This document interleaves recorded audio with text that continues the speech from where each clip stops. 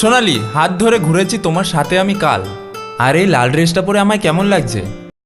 Hello ভাই, কেমন আছো সবাই? সব ভালো তো?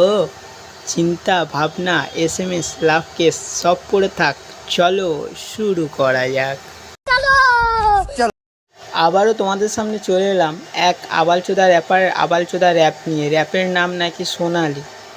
তো চলো দেখা যাক সোনালিকে নিয়ে কি বলে র্যাপের মধ্যে আবালচোদা র্যাপার। সোনালি মাই লাভ, আমি জানি তুমি অলরেডি আমার প্রেমে হাবুডুবু খাচ্ছই। যে সোনালি তোর প্রেমে হাবুডুবু খাচ্ছে, অবশ্যই সে একটি পাগলি হবে। না হলে তোর মতো আবালচোদার প্রেমে কে হাবুডুবু খাবে? পাগলি ছাড়া কেউ হতে পারে না। আমার শ্বশুর মশাই, তাকে আমার শ্বশুর মশাই, তাকে আমার শ্বশুর মশাই, তাকে আমার শ্বশুর মশাই, তাকে আমাদের বাড়ির পাশে সোনালি বলে একটা মেয়ে আছে।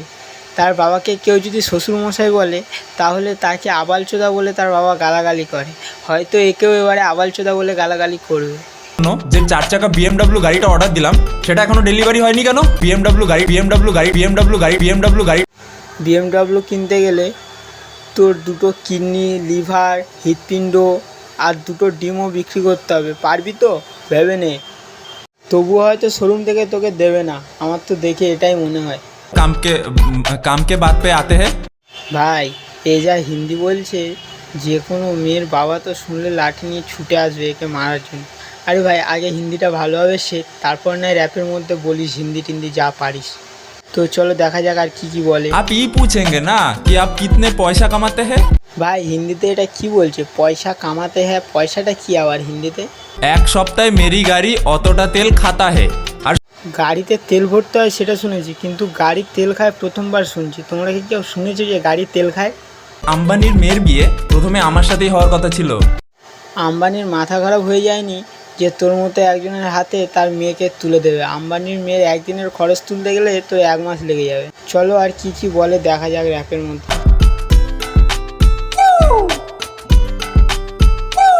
এটা কোন দেশের ড্যান্স ভাই? তোমরা কি কেউ জানো?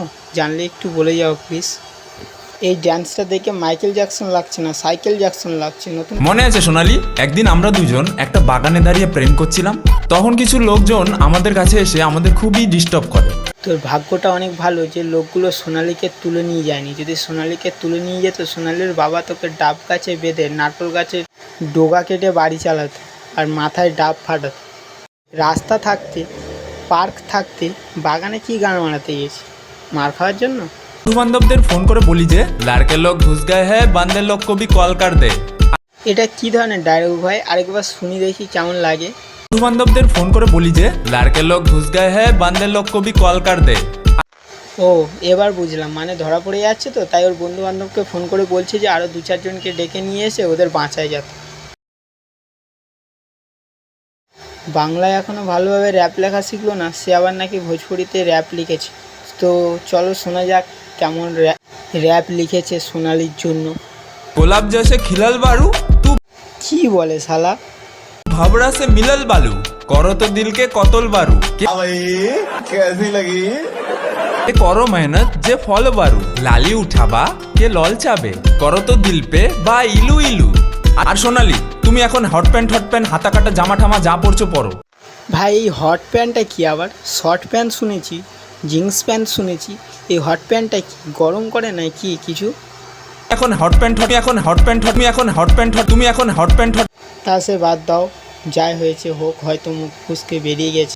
এবারে একটা জিনিস দেখাই, শুধু দেখো ভাই, ড্রেসটা দেখো, শুধু ড্রেসটা। গলায় আলুর বস্তা, কোমরে লাল বেলুন, জামা প্যান্ট পরেছে। জামা প্যান্টটা নাই পরতে পারতো, জামার বদলে কচু পাতা জড়িয়ে নিতে পারতো, আর প্যান্টের বদলে তো কলা পাতা জড়িয়ে নিতে পারতো, তাহলে ড্রেস আপটা আরও ভালো হতো, তাই না? এই ব্যাগ আর জামা প্যান্ট পরে লাভটা কী হলো?